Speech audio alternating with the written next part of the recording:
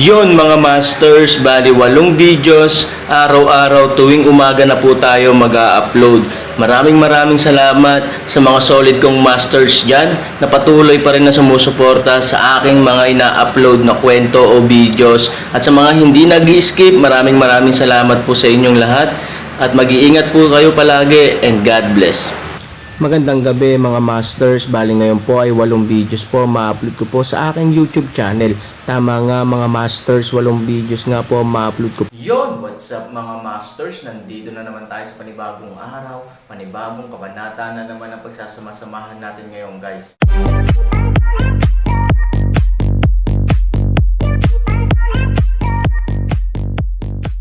Bali mga masters, kung bago ka pa lang po sa aking YouTube channel, please click the subscribe button, lalong-lalo na po yung notification bell guys, para maging connected pa rin tayo sa isa't isa at maging updated kayo sa mga susunod ko pang video. Bali mga masters, bago natin umpisahan ng kwento ay mag-shoutout po muna tayo para sa mga solid nating tagapakinig. Shoutout kay Mario Francisco at shoutout kay User DM. Yun na nga mga masters, no? Bali hindi na ito patagalin. In 3, 2, 1, let's go!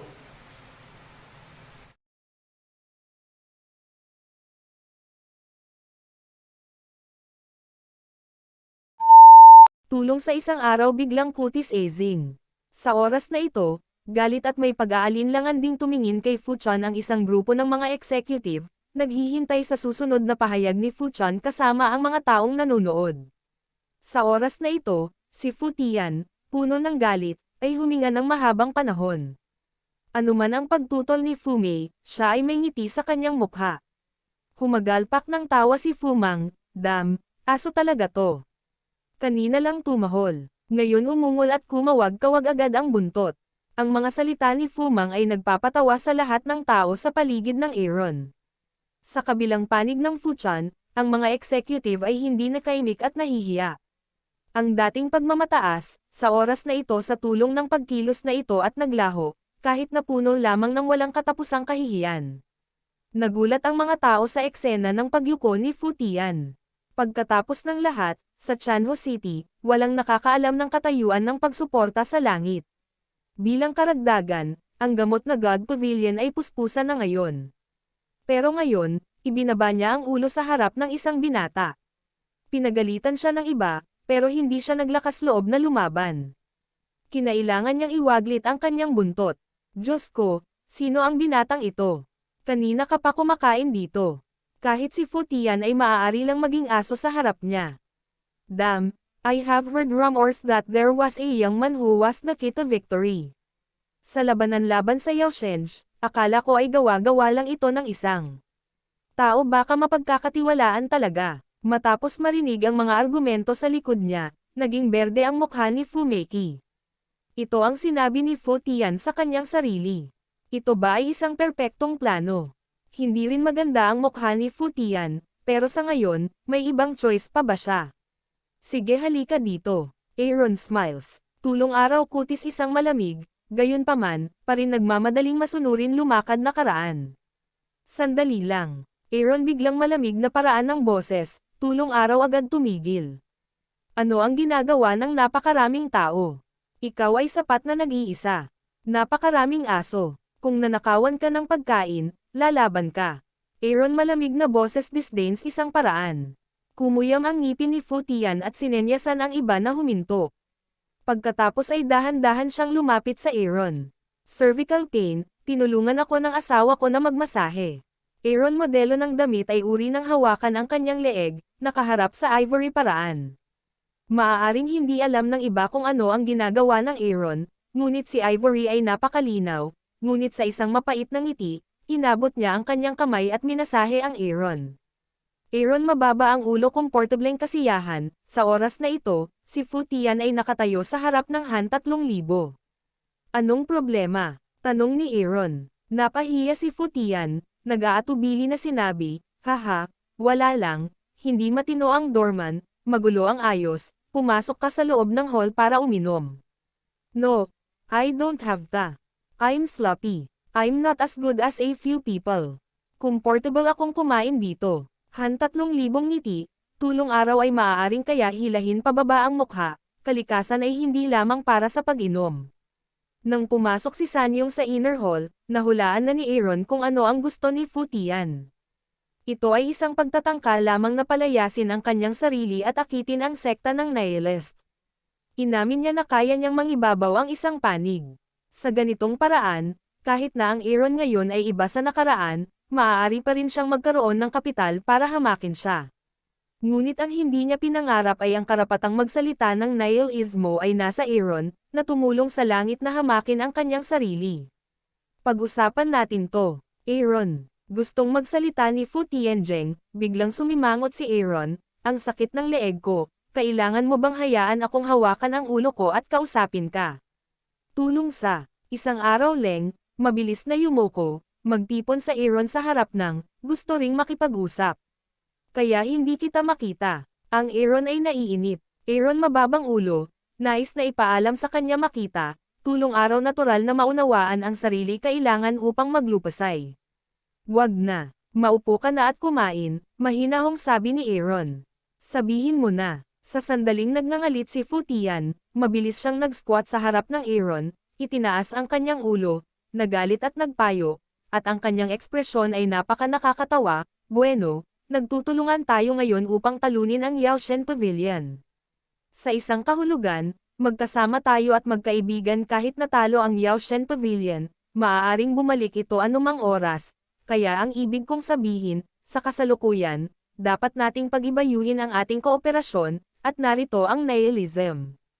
Panipi, tumanggo si Aaron, gusto mong sumama sa iyo ang nihilismo, o gumawa ng paraan para sa iyo, upang ang dalawang lungsod ay magkasabay. Tumanggo si Fu Tian, so you can be yourself. But, what's none of my business? Biglang tumawa si Aaron, kung tutulungan mo ang iyong pamilya na maging malaki, maaari mong labanan ang pag-atake ng Yaoshen Pavilion, at ang nihilism ay maaaring maging ligtas. Nagmamadaling sinabi ni Fu Tian, bukod dito, sinabi ni Shijun ng aming pamilya na ang lungsod ng Chanho ay maaaring magbigay sa iyo ng ilang mga buwis bilang gastos. Sabi mo, manugang ka rin ng pagsuporta sa pamilya. Kita mo, Fu Tian ngumiti si Shan. Panahon na para maglaro ng emosyonal na card. Sa tingin mo ba ako ang manugang ni Fujie? Hindi mo ba palaging sinasabi na ako ay isang mas mababang nilalang? Aaron disdained na ngumiti, okay, bigyan ka ng dalawa matuto ng ilang tahol ng aso sa publiko kung ako ay masaya, maaari kong hayaan ang nihilism na humiram ng paraan para sa iyo. Kumakahol na parang aso, tulong sa isang araw leng. Aaron, nag-grovel na ako. Kaya mo yan, huwag kang masyadong lumayo. Tulungan ang isang araw na harapin ang isang paalang, malakas na tiisin ang galit na sasabihin. Kung gagawin niya, ano kaya ang mukha niya? Malamig na ngumiti si Aaron, you threaten me. Believe it or not, hindi ko lang gusto na tumahol ka na parang aso. Hinayaan din kitang matutong umihi na parang aso. Panipi, ikaw, tulungan ang buhol ng panahon. Kung gusto mong makipagtulungan, tawagan mo, kung hindi ka makikipagtulungan, umalis ka. Siyempre, kung gusto mong makipagkompetensya sa amin, wala akong pakialam, isang ngiti, paano ka natalo sa Yaoshen Pavilion? Dapat alam mo ng husto sa iyong puso na kaya kong talunin ang kalahati ng Yaoshen Pavilion. Sa tingin mo ba matatakot ako sa iyo? Natigilan si Fu Tian. Bagamat sadyang binubura niya ang pagganap ng Aaron sa larangan ng digmaan, mas alam niya kaysa sino man na ang pagkatalo ng Yaoshen Pavilion ay malapit na nauugnay sa Aaron. Ito ay din ang pangunahing dahilan kung bakit siya ay nanalo sa nihilism sa lahat ng paraan, ngunit kung ang nihilism ay nasa kamay ni Aaron, ang kanyang laro sa chess ay mapapahamak sa labanan. Kapag may kumuha ng pagkakataon na makapasok, masisira ang pamilyang Fuya. Tuldok. Kung kayo ay nasa isang pagkapatas sa amin, kayong mga nihilist ay magiging walang magawa tulad ninyo. Nakangiting sabi ni Fu Tian. Pagkatapos na masipsap ang karanasan ng kabiguan noong nakaraan, kung tatawag muli ang Yaoshen Pavilion ngayon, sa palagay mo ba ay mas mabuti na ikaw muna o ako? Tumawa si Aaron. Ang Fuya Alliance ang may pinakamaraming tropa, at dahil sa terrain, maaaring palibutan ng pamilya Fuya ang Yaoshen Pavilion mula sa likod anumang oras. Natural, ang gusto nilang alisin ay ang Chanho City. O, kung sasabihin ko sa Yaoshen Pavilion na magpasya kaming makipagkamay sa kanila para tanggalin ka ng 3,000 masamang espiritong ngiti. Kahit na malabong gawin niya iyon, naniniwala si Aaron na ito nga ang pagkamatay ni Fu Tian.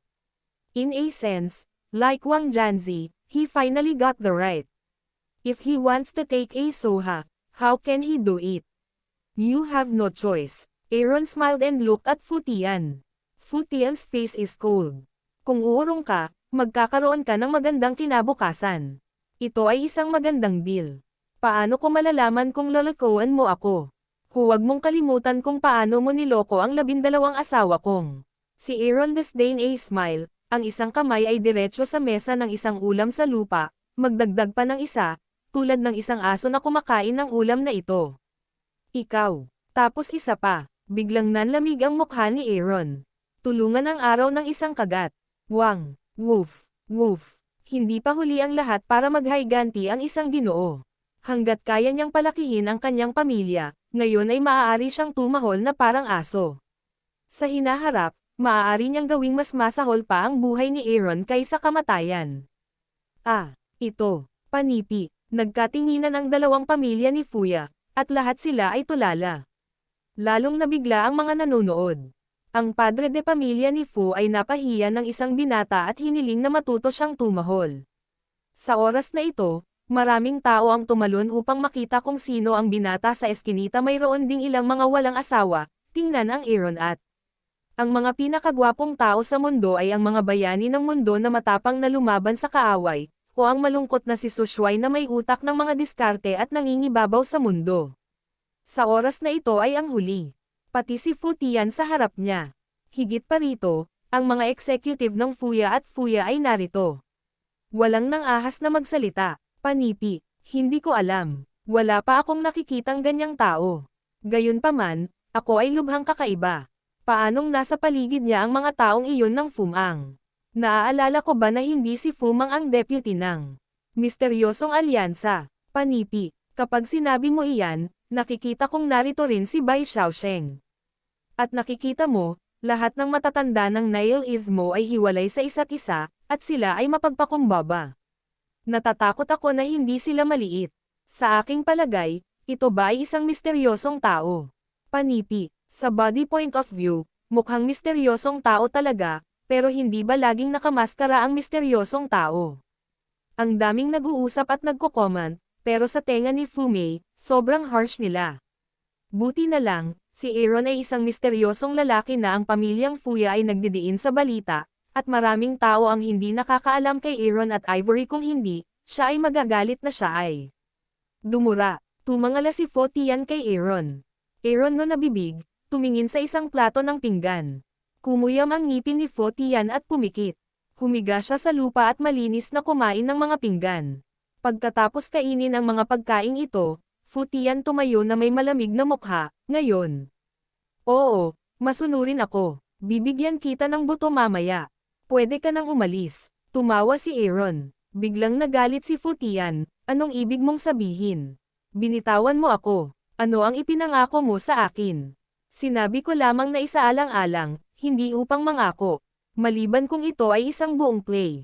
Tapos na sinasabi, Aaron mga mata sa eskinita nakatayo upang tulungan may katawan. Yun na nga mga masters, no? Bali panibagong kabanata na naman yung natapos natin ngayong gabi. Muli, maraming salamat po.